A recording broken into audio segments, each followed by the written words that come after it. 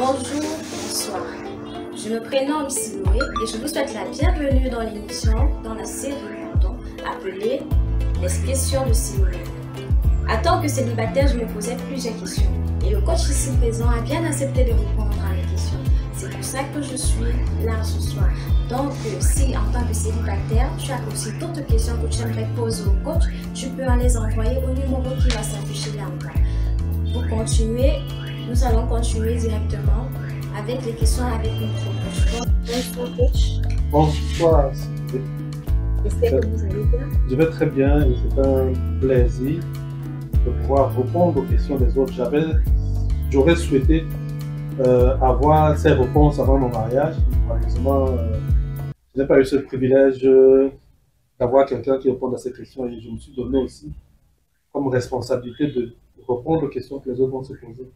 Et donc, je donne mon engagement que toutes les questions que tes amis vont envoyer, nous allons revenir sur ces questions, nous allons les traiter avec le plus grand sérieux.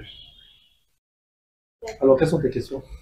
Alors, comme première question, c'est quoi réellement le mariage? Alors, il y a plusieurs définitions du mariage.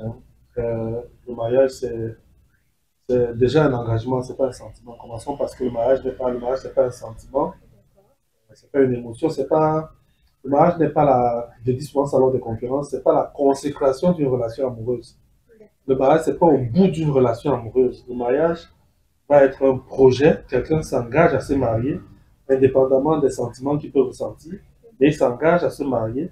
Et quand il s'est engagé à se marier, il met tout le paquet pour pouvoir arriver à son mariage.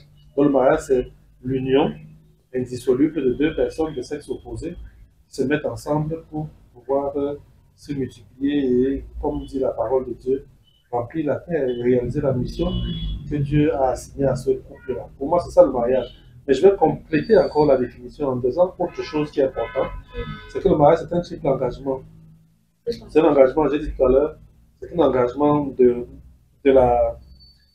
cerveau d'abord. Il faut engager son cerveau, on ne se marie pas les yeux fermés. Donc, c'est un engagement de la raison. On réfléchit. Est-ce qu'avec lui, je peux faire ceci? Est-ce qu'avec elle, je peux faire cela? Par rapport à ce que je veux faire de ma vie, est-ce qu'il correspond à ce qu'il me faut? Donc, le cerveau intervient. Les sentiments interviennent. Tout à l'heure, j'ai dit qu'il n'y a pas que les sentiments. Les sentiments interviennent. Donc, il faut que mon cœur batte pour la personne.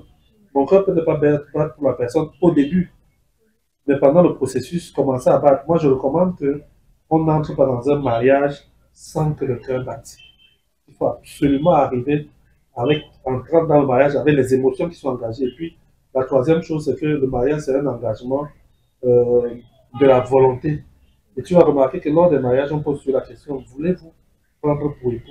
Donc, il faut que tu engages ta volonté pour que celui qui célèbre le mariage, qu'il soit le pasteur ou le maire, puisse dire, ok, je vous déclare mari et femme. L'engagement de la volonté. Donc, il y a ces trois engagements qui sont importants pour arriver à un mariage. Est-ce que j'ai bien répondu à la question? Oui, exactement. D'accord. Et si vous n'avez pas bien compris, vous pouvez poser des questions au numéro qui va.